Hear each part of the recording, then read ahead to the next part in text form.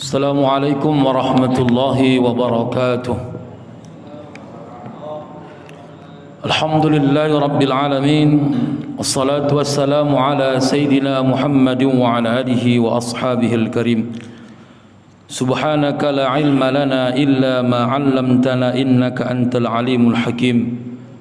Allahumma arzuqna fahman nabiyyin wa hifdzal mursalin wa ilhama malaikatil muqarrabin walhamdulillahi rabbil alamin. Bapak dan Ibu yang saya hormati, bersyukur dengan mengucapkan lafaz alhamdulillah dalam kondisi apapun yang kita rasakan menjalani hidup ini. Kadangkala bahagia, kadangkala datang duka, kadangkala tertawa, kadang-kadang bisa menangis, kadang-kadang hidup dengan tenang, kadang-kadang banyak masalah membuat hidup jadi resah. Kadang-kadang pengajian banyak, kadang-kadang hari ini tak ada yang datang. Begitulah hidup berputar.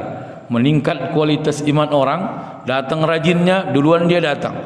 Begitu datang malasnya, tak open dia. Maka hari ini termaksud bapak dan ibu lah orang yang paling beruntung. Tidak menunggu orang berbuat baik, tapi kita selalu berbuat baik walaupun tak dalam keadaan orang banyak. Karena kita tak penting banyak orangnya, yang penting kita tetap melaksanakan kebaikan sebagaimana biasanya kita laksanakan. Salawat dan salam kepada junjungan alam Nabi Muhammad Rasulullah sallallahu alaihi wasallam. Allahumma salli ala sayyidina Muhammad wa ala ali sayyidina Muhammad. Mudah-mudahan kita layak menjadi umat yang mendapat syafaat. Amin ya rabbal alamin. Bapak Ibu yang saya hormati, kajian kita sebelumnya adalah membahas ilmu dan sudah kita bahas karakter-karakter orang yang berilmu. Sekarang kebalikannya, karakter-karakter sifat orang yang dungu. Ini kaji kita Bapak Ibu. Kalau jahil itu Bapak Ibu adalah bodoh, dia tak mengetahui segala perbuatan yang dilakukan melanggar agama. Tapi kalau dia ahmaq, ini ahmaq, dungu, bodoh di atas jahil, dirinya sendiri pun tak terkendalikannya, itulah sangkin bodohnya. Kalau orang tak berilmu bisa dirubah Pak. Orang tak berilmu bisa dirubah. Makanya rata-rata kita waktu sekolah dulu ada yang tak pintar di sini. Mungkin ada yang pernah enggak naik kelas waktu SD. Ini contoh ini Pak kan. Tapi begitu dia masuk SMP, berubah ilmunya. Masuk SMA, berubah lagi. Saya mau cerita Bapak Ibu, saya kalau jumpa dengan kawan-kawan sebaya saya Pak di pesantren, ketawa orang tua. Kenapa ketawa? Tak yakin orang tu saya jadi ustaz. Tahu orang tu dulu di pesantren tak pintar, dibilang pun bodoh tak bodoh, standar lah. Tiba-tiba kawan ni bercakap, jadi penceramah kata. Guru saya pun tak yakin. Begitu saya ceramah, dia senyum dia. Kau ni dilapa tidak kata. Sangsi dia ada kembaranku yang lain Pak. Aku ustaz, gue bilang. Oh iyanya. Makanya kalau ilmu digali dengan semangat yang tinggi bisa berubah. Maka Pak, jangan pernah menjengkali anak kita. Mungkin waktu SD bandalnya luar biasa. Begitu nanti SMP, SMA sampai kuliah berubah. Itulah menjadi orang yang paling baik dan sukses masa depannya. Makanya kita kajarin adalah sifat-sifat orang yang dungu. Bahasa dungu ini sering kita dengar dari seorang filosof yang terkenal di Indonesia, namanya Rocky Gerung. Ya kan? Kau sudah di ILC, lu dungu katanya kan? Bahasa dia itu. Coba kita cek dalam kitab Adabud Dunia ini disebutkan ciri-ciri orang yang dungu. Pertama, wa in unisa takabbara. Jika saat itu orang banyak suka kepada dia, timbul sombong. Kalau bahasa kerennya, lagi viral-viralnya sok. Orang berilmu tak pengen dikenal orang banyak Pak. Apa alasannya Bapak Ibu? Kenapa ulama-ulama dulu tak pernah dan tak pengen dikenal orang banyak? Karena dia takut menimbulkan ujub dalam dirinya. Tapi saya dengar nasihat Gus Baha, hari ini saatnya kita menunjukkan kebaikan kita kepada orang banyak. Apa alasannya? Karena udah banyak orang jahat dengan enaknya menunjukkan kejahatannya di kalangan orang banyak. Kalau orang baik diam, tak sampailah dakwah kita terhadap orang yang buruk. Semua media Pak, orang jahat yang megang. Semua media, maksiat yang ditontonkan. Giliran ceramah kayak begini, tak ada yang nonton. Aku tengok videoku, tak ada yang nonton. Makanya kadang-kadang malas aku ngupload. Cuman karena niatnya dakwah, upload aja lah aku pikir. Asalkan bangun, mak baru satu yang nengok. Kadang-kadang naik keluar dua. Naik satu, tinggalkan dua. Mohon maaf Bapak Ibu, semua takabbar. Memang betul. Kalau sudah dipuji orang kita Pak, lagi naik daun. Mohon maaf ini Ustaz, lagi viral-viralan jadi Ustaz kondang, kemana-mana diundang ceramah. Oh, disinilah orang dungu masuk sifat. Akulah yang patennya di sini. Ternyata ulama-ulama dulu bukan dia yang mengenalkan dirinya, tapi karena kesuksesan ilmunya yang disebarkan terhadap muridnya, murid-muridnya yang membesarkan namanya. Itu bedanya. Kalau orang sekarang dia sendiri ingin membesarkan namanya. Itu bedanya Pak. Contoh orang Bapak kan, kalian tiap malam Selasa ada pengajian, ada. Siapa ustaznya? Ustaz Abdil, undanglah. Ini contoh pula kan. Bapak yang memperkenalkan saya di lingkungan ini, itulah yang bukan dia katakan itu sombong. Yang sombong itu kutelpon abang ini. Bang, undang-undang lah bang. Aduh, kita satu pengajian nggak pernah bang rekom aku. Aduh, cemana nih? Nah ini. Ya, ada begitu, ada. Pengen diundang, kadang-kadang karena sombongnya, masa nggak kenal abang sama aku? Wah, di mana-mana video kita banyak, nggak yakin abang sama aku. Inilah datang itu. Orang yang berilmu Bapak Ibu, makin tinggi ilmunya, makin rendah hatinya dan takut dikenal orang banyak. Kenapa Pak? Karena hati-hati. Sifat uzub itu alasan pertama adalah rata-rata orang-orang terdekatnya terlalu banyak memujinya. InsyaAllah kalau ada kesempatan, ada salah satu majlis yang membuat rusak dalam keilmuan. Ada beberapa 4 ciri majlis yang merusak kita dalam keilmuan. Hati-hati. Tak semua majlis itu bisa mendatangkan kerendahan hati. Bisa-bisa karena dipuji kita berlebihan, orang yang menyampaikan ilmu pun turun dan dapat kesombongan dalam hatinya. Banyak jamaahku Sufyan As-Tsauri, kalau ada orang jumpa orang kaya mendekati majelisnya, dia suruh keluar. Kenapa? Terlalu banyak tak memuji siapa orang di depan, siapa orang kaya, siapa orang miskin. Kita kan terbalik Pak. Kalau orang kaya yang datang ke tempat kita, siapkan. Oh, buat tempat yang beristimewa, siapkan tempat yang lapang. Sufyan As-Tsauri dia lebih suka orang-orang yang tak punya harta, orang yang tak punya jabatan menghadiri majelis taklimnya. Kenapa? Karena memang butuh, bukan karena gaya-gayaan. Sekarang banyak juga kita ini, hati-hati Pak. Kalau Bapak butuh majelis ini, tak Bapak tinggalkan ini setiap malam Selasa atau malam Selasa kedua atau ketiga. Ya kan 24 atau 13. Tetap datang. Tapi kalau gaya-gayaan biar ada Muhammad, biar nampaklah hijrah. Hijrah 2 hari, mengulah 2 tahun. Banyak orang begitu Pak. Hijrah 2 hari, mengulah lagi bertingkah 2 tahun. Memang ada masanya naik daun, tapi tak pernah dia ngerti daun akan ada masanya gugur, akan turun ke bumi. Udah turun ke bumi, tak ada lagi harga diri, dipijak-pijak orang kalau lewat, diberai tai ayam. Kadang-kadang Muhammad sangkin hinanya udah gugur daun, dibuat orang ngelap tai ayam di teras. Orang tak sadar itu. Jadilah seperti akar. Masya Allah. Akar ini tak nampak dia, tak dikenang orang dia, tapi dialah kuncinya subur tanaman itu. Masya Allah. Coba Pak, kalau jadi daun Pak, berapa tahun lah naik daun, gugur, habis, disapu orang, dibakar pula lagi, habis jadi abu, habis. Maka kalau jadi akar, walau Muhammad gugur daunnya, tetap tegak pohonnya.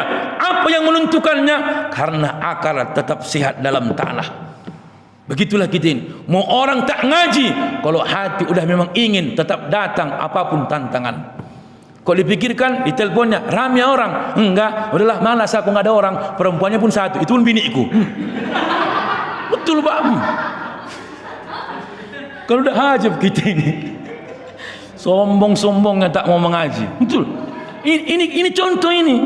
Orang yang dungu itu bukan orang yang tak mau dengar pengajian orang, tapi dia mau mendengarkan. Kenapa Pak? Orang yang banyak bicara, ciri-cirinya akan malas menjadi pendengar. Kalau orang yang banyak bicara mau mendengarkan nasihat orang, itu ciri-cirinya masih lembut hatinya mendengarkan nasihat dari orang lain. Karena tukang penyampai nasihat berat dinasihati. Penceramah berat dengar ceramah orang lain. Berat. Jumat dia kosong, tak mau dia ke masjid, takut dia nampak orang jong. Di rumah aja dia.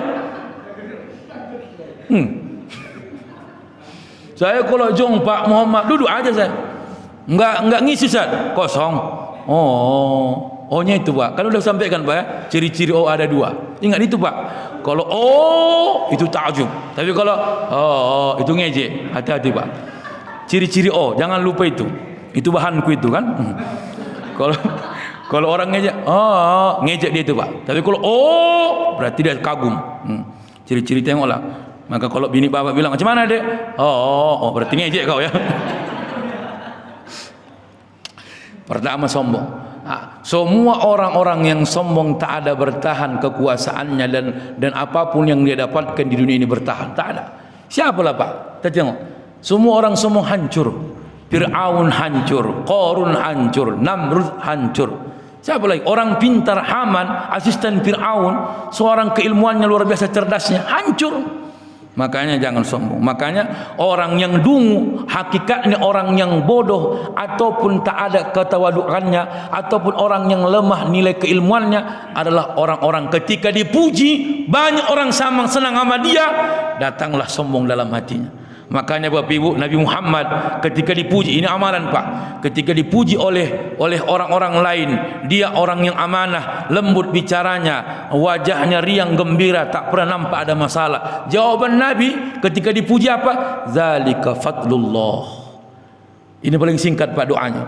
Ustaz luar biasa ilmunya. Banyak kali ilmu baca kitabnya. Zalika fadlullah. Begitu bacaannya Pak. Enggak, luar biasa. Kau sendiri baru tahu, orang udah tahu dari dulu. Masa baru tahu kau? Enggak ada otak kau kata ini pula marah. Banyak orang begitu Pak. Pantang dipuji, masa enggak kenal kau Ustaz ini? Aduh, ini payah geli semencirim. Kita yang megang dulu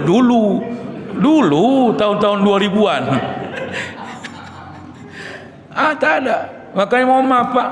Kita lihat ulama-ulama di Jawa itu, siapa yang membesarkan dia? Murid-muridnya, bukan dia. Kenapa? Karena orang udah pengen ilmunya, orang yang baik ini harus ditonjolkan. Itu dia. Yang kedua, siapa ciri-ciri orang yang dungu? Wa in uhisa takaddara. Jika dikucilkan dia marah. Ini pula. Makanya beda manusia ini Pak. Ada orang jangan disentuh dia. Jangan kau pernah melihat semut kecil semut itu tak berdaya. Ketika kau kucilkan dia, semua gerombolannya bisa menyerangmu. Tak waktu kau hidup, tak waktu kau dalam keadaan terbangun, dalam keadaan tidur, bisa dia masuk ke kupingmu, mati kau dengan sengatannya. Maka jangan anggap remeh. Tapi orang yang dungu bukan begitu Pak. Orang yang dungu tak dihargai orang lagi dia, tak dipakai orang lagi dia. Apalagi Bapak Ibu, tak diundang-undang orang lagi dia, tak dihargai orang lagi dia, marah dia. Aku orang lama di masjid ni macam tak kalian hargai aku. Pengurus ini orang baru semua ini pendatang. Kita orang lama di sini. Memang enggak ada perasaan kalian menghargai kami. Ini orang dungu ini. Itu Pak, dungu kan? Tapi orang yang dikucilkan, ditinggalkan, itu orang yang paling bahagia. Kenapa? Sufyan Ats-Tsauri menyebutkan dalam sebuah nasihatnya, Allah Akbar. Aqillu min ma'rifatin nas taqilla ghibatuka. Semakin sedikit kau mengenal orang, maka semakin sedikit kau menghibahnya. Atau semakin sedikit kau dikenal orang, semakin sedikit orang menghibahmu. Coba. Semakin banyak orang kenal sama kita, penasaran orang, cek di Google, cek YouTube-nya, mana yang salah, potong, sebarkan. Tapi orang yang tak dikenal orang banyak Pak, orang yang tak begitu dikenal orang banyak dan tak pengen dikenal orang banyak, sedikit orang menghibahnya. Atau sedikit juga kau menghibah dia. Tapi semakin banyak kita pengen orang, tahu orang, siapa itu ya, siapa itu, semua mau diribahnya. Semua mau dikucilkannya. Jangan pakai itu, nggak ada ilmunya itu, lawak-lawak aja itu. Alah, Kenapa tak dipakai orang lagi, dia dikucilkannya orang lain. Orang yang berilmu semakin dijauhi dia Pak, semakin dia koreksi diri. Kok jauh orang sama aku? Oh, memang tak suka orang dengan gayaku. Ku sampaikan begini pula, tak suka orang tu. Mungkin ada masanya pula. Ganti-gantian lah. Awak udah 40 ini, udah ustaz-ustaz yang muda. Orang tu lah dulu. Allah nikmat begini Pak. Itu orang tawaduk. Ini yang muda-muda ini nggak ada yang paten-paten ceramin. Tak apa-apa yang disampaikan. Baca nggak pandai, baca Qurannya hancur semua. Nggak usah pakai. Nah, yang senior-senior ini kan banyak. Berharap diundang lagi dia itu. Karena tak dipakai orang lagi dia berapa puluh tahun yang lalu. Nah itu dia. Makanya aqillu min ma'rifatin nas taqilla ghibatuka. Semakin sedikit orang mengenali, semakin sedikit engkau mengenali orang, semakin sedikit engkau menghibah atau diribah oleh orang lain. Ya Pak, saya alhamdulillah terasa juga, terasa ceramah di sana begini. Oh, siapa yang bilang? Si ini ustaz pula yang membilangnya itu.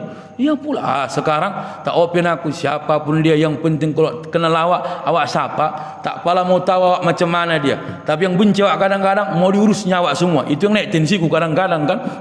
Awak pun mau diaturnya. Itu kadang-kadang naik tensi itu, mau ngajak main aja kan. Mana suruh kau cari lapangan kosong. Mati-mati. Itulah tadi Bang. Udah datang sifat apa tadi itu, dungu itu semua dilakukan. Saya mau pernah gitu, manusiawi itu. Kulah dikucilkan kita Pak, apalagi dilecehkan. Manusia itu datang pun setan pun datang. Ayo kau hajar, kau ajak main dia, kau ajak. Asy-syaitanu ya'idukumul faqra wa ya'murukum bil fahsya wallahu ya'idukum maghfiratan minhu wa fadla wallahu wasi'un alim. Setan itu membisikkan orang takut dalam kefakiran, maka dia jadi bakhil. Setan itu menyuruh orang berbuat kemungkaran, digodanya, hajar, kau hajar. Tapi orang yang berilmu jangan kau lawani orang bodoh, ikut kau bodoh.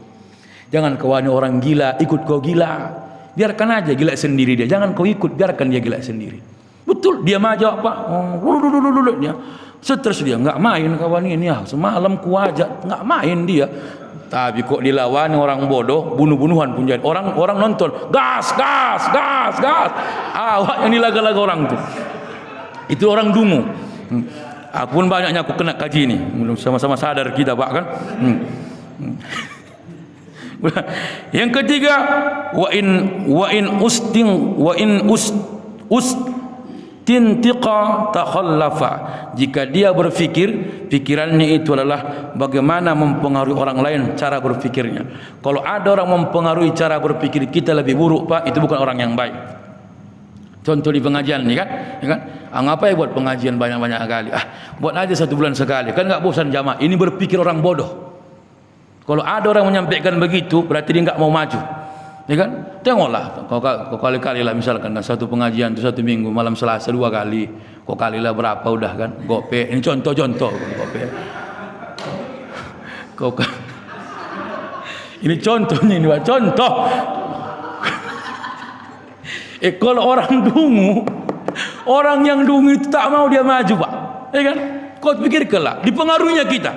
Bagusan sebulan sekali buat, orang pun rame nggak bosan. Ini salah cara pikirnya.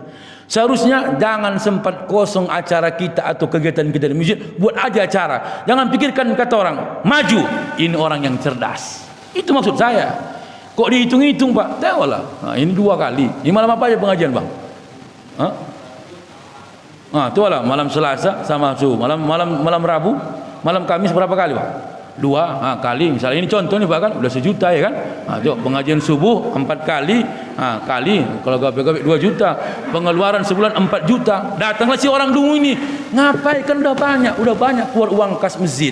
Buat aja 1 kali pengajian, ya kan? Entah hari Kamis saja, atau malam Senin aja. Nanti orang bosan. Atau yang malam Kamis jangan buat malam Selasa lagi. Aku pula kena korban, hilanglah proyek kedua kan. Disuruhnya pula jangan ngaji malam Selasa kan, jonglah aku jadinya. Ini contoh. Udah, ini cara orang berpikir orang dungu. Udah kan banyak uang masjid habis. Tengoklah Jumat berapa kotak Jumat per minggu. Impak-impak di jalan bukan banyak, kan nggak ada uang masjid, makanya banyak uang masjid habis gara-gara pengajian. Ini orang yang dungu. Tapi orang yang pengen cerdas, buatlah bang pengajian bang. Mau banyak tak ada orang, yang penting kita sampaikan. Orang kan butuh, apalagi corona, nggak ada kegiatan agama, wirid tak boleh, buatlah di masjid. Ini orang yang cerdas. Itu yang saya maksud Pak, bukan perkara gopeknya, bukan. Kali-kalinya itunya kan. Aku mana tahu aku di sini Pak kan, mau gopek macam mana kan.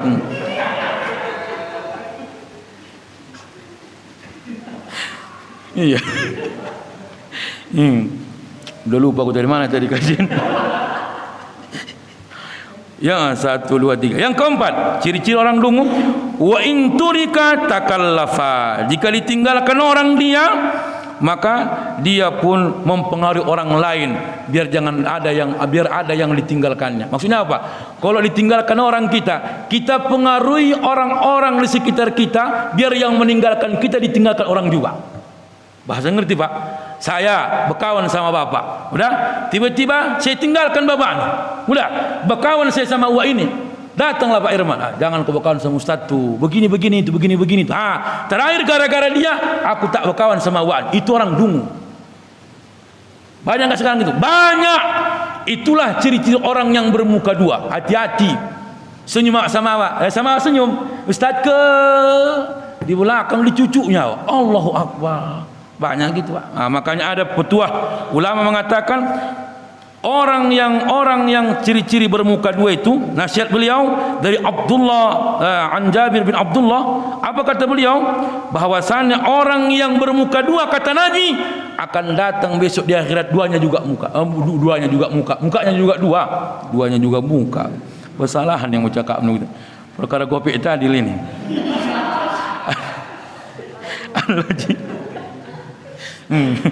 Ya. Ada nasihat Ibrahim bin Muhammad. Apa kata beliau? Kam min sadiqin wudduhu bilisani kha'unun bi zuhril ghaibi la yatajammam yudahikuni uzban idza ma laqitu wa yusdifuni minhu idza ghibtu ashum kadzalika dzul wajhain yurdika syahida wa fi ghibihi min in ghaba sabun wa alaqam. Kata beliau, berapa banyak orang yang manis mulutnya ketika berjumpa sama Allah Akbar. Baru apa? Khaunun bi zahril ghaibi la yatajammam. Tapi ketika kau berpisah dengan dia, tapi semua sedangkan berkhianat di belakangmu dan menusukmu. Kalau jumpa senyum dia, ketika berpisah dia khianat sama kita. Bahkan dia menunjukmu dari belakang. Yudahiquni uzban idza ma laqitu. Ketika kau bertemu dengannya, bercanda, bergurau dan takjub, dibangga-banggakannya kau. Ustadku, guruku, tuan guru, lagi jumpa ini. Tapi apa yang terjadi? Wa yusdifuni minhu idza ghibtu ashum. Ketika kau sudah berpisah, maka ia menusukmu dari belakang. Maksudnya apa Bapak Ibu? Ketika jumpa dipuji-pujinya, ketika kita berpisah dimaki-makinya. Kadzalika dzul wajhain yurdika syahida. Begitulah sifat orang yang bermuka dua. Ketika bertemu suka dia, ketika bersama disaksikan. Maksudnya apa? Ketika sama-sama begini jumpa, ridho dia, suka, ditunjukkannya sukanya. Wa fi ghibihi in ghaba sabun wa alaqam. Ketika berpisah, maka dia menghinamu dan memburuk-burukkanmu. Sama dengan tadi itu Pak, ketika kita ditinggalkan orang, nggak usah dikorbankan orang lain biar yang kita benci ditinggalkan orang. Itu orang dungu. Orang yang cerdas akalnya bukan ditinggalkannya, dia yang mendamaikannya. Itu dia kan. Kau teringatnya udah tak ajak kapan sama Ustaz Abdil? Iya, udah lama kali. Aku sebenarnya dulu pertama-tama dia di sini, dekat kali aku sama dia dulu. Maka janganlah aku berkawan sama dia, ngeri kali mulutnya itu. Padahal dia yang dalangnya, tapi dikorbankannya orang lain biar benci sama kita. Itulah orang yang dungu. Hati-hati Pak, ya kan? Kalau ditinggalkan orang dia, dipengaruhinya orang lain biar kita ditinggalkan orang lain juga. Sebenarnya orang yang cerdas bukan begitu. Jika ditinggalkan orang lain, dia yang menyatukannya, mendamaikannya. Itulah orang yang cerdas akalnya. Tapi orang yang rusak akalnya, kotor hatinya, dungu perilakunya, orang ketika ditinggalkan, macam mana orang lain juga biar banyak meninggalkan dia, biar dia bertahan seperti orang yang diperhatikan. Hati-hati Pak, biar lawak dalam kesendirian membuat ketenangan daripada kita di halayak orang keramaian, memaksakan diri menjaga perasaan, membuat kita tak tenang. Kenapa Bapak Ibu? Karena takut kita ditinggalkan. Jangan kau begini nanti nggak suka dia, jangan kau bilang begini nanti nggak suka dia, tinggalkannya kau, nggak ada kawanmu lagi. Ada orang begitu. Nah, yang selanjutnya mujalasatuhu mihnah. Kalau duduk sama dia terasa hina. Oh, ini bahaya ini Pak. Duduk sama dia merasa hina. Apa alasannya? Ada 3. Duduk orang bersama orang hina. Pertama, jangan terlalu banyak bercanda. Karena duduk sama orang yang dungu, candaannya bisa menghinakan kita.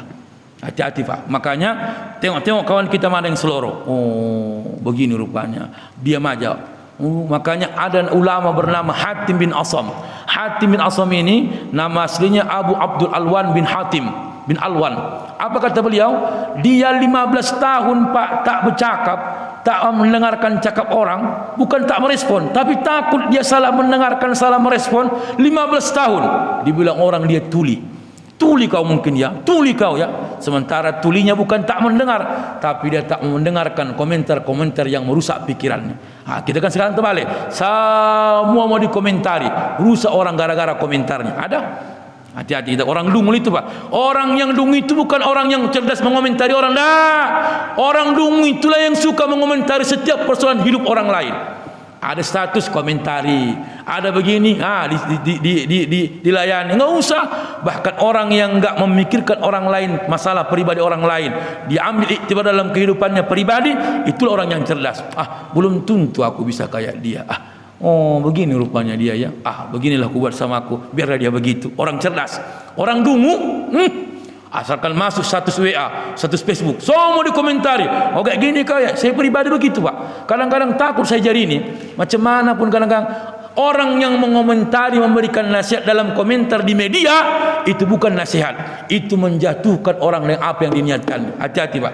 Kalau kau komentar di Messenger, japri dia, tak ada yang tahu, selesai perkara. Orang yang dungu mengumbar kesalahan orang lain di media biar dia jadi jatuhkan. Kenapa Bapak Ibu? Karena pengen dia, kebaikan dia ditunjukkan sama orang lain. Yang sebenarnya adalah duduk kau bersama dia semakin naik derajat. Itulah majelis ini Pak. Kalau duduk kita Pak di kedai kopi, mendam batu kita, nggak ada harga diri itu lagi. Haji pun bapak, mau ustad, kau dah buka peci, pakai baju kaos, berdiri pula mentruk, berdiri pula. Main domino, nggak masuk, dor bala anam, masuk. Sampai mati waktu meninggal, rupanya bala anam di tangannya, nggak masuk. Dibawanya ke rumah sakit.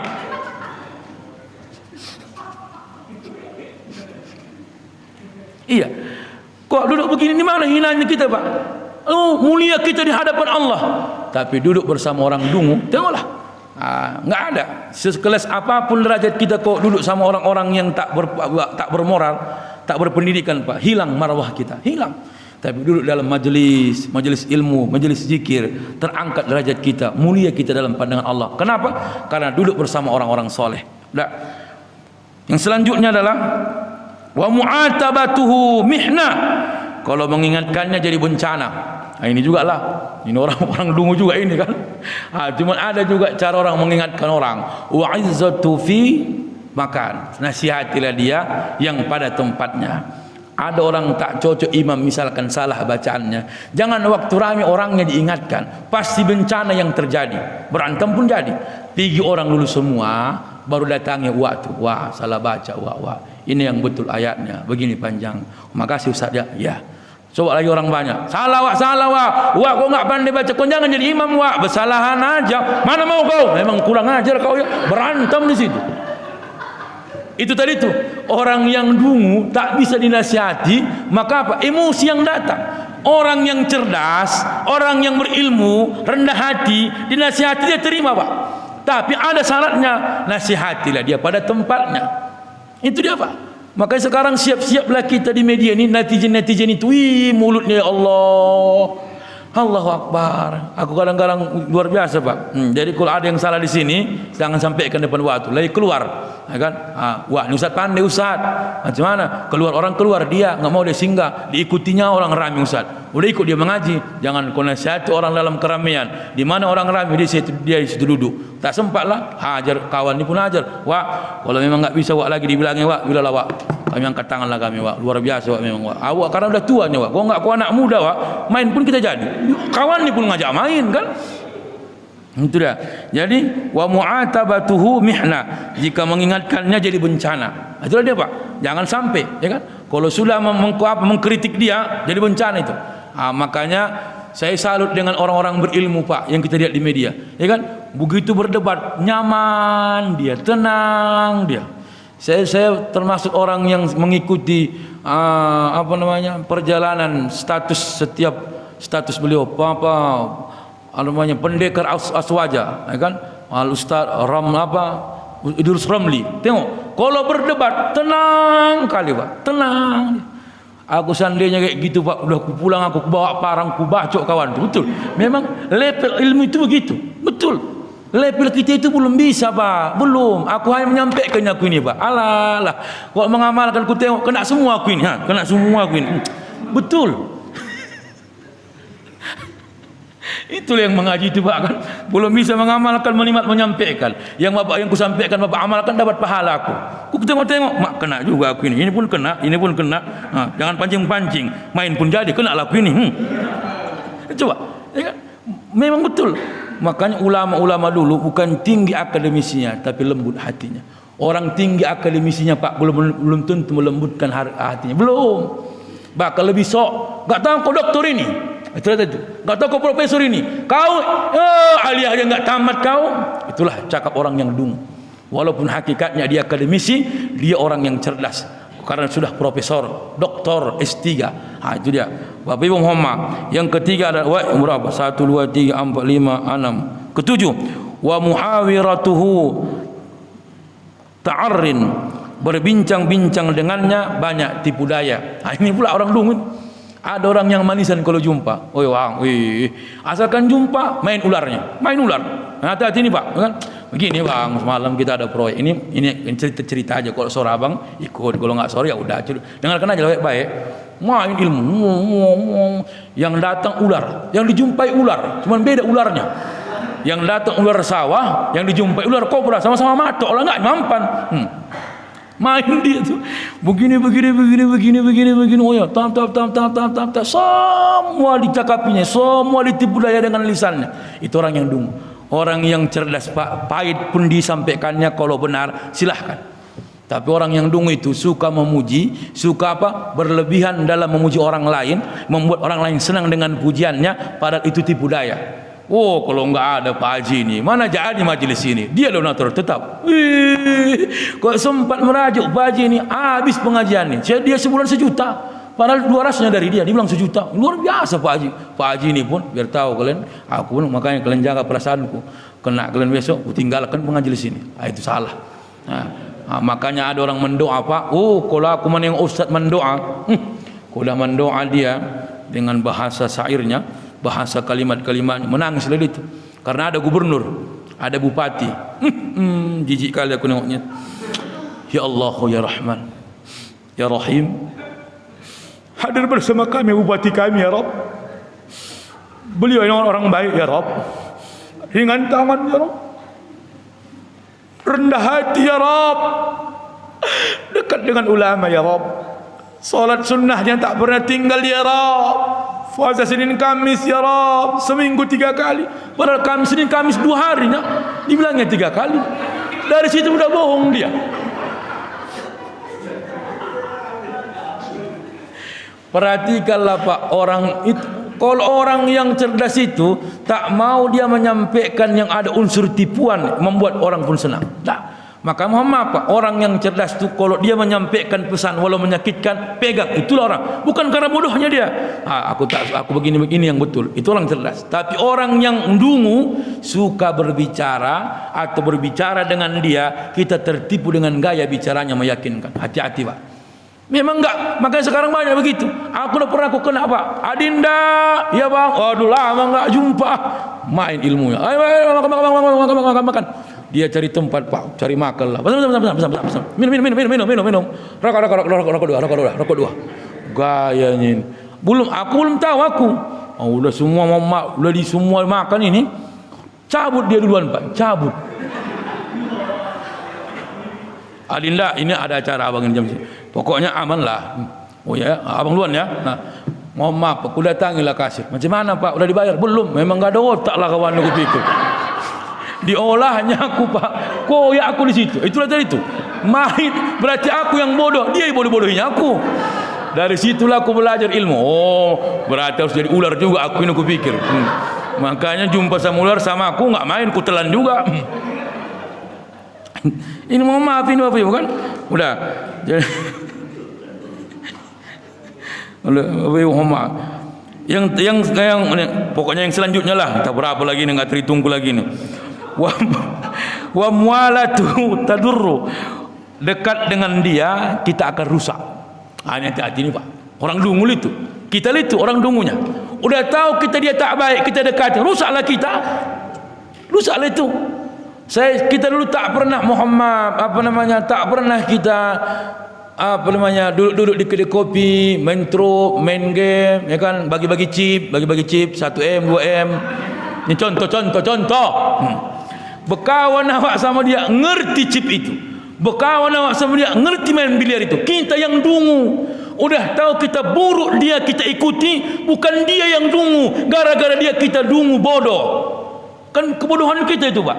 Udah tahu dia tak pernah sholat, minum khamar, pemakai narkoba, tapi dia ajaknya kita berkawan dengan dia, kita mau. Seharusnya kita yang cerdas, dia yang ikut dengan kita, bukan kita yang terikuti.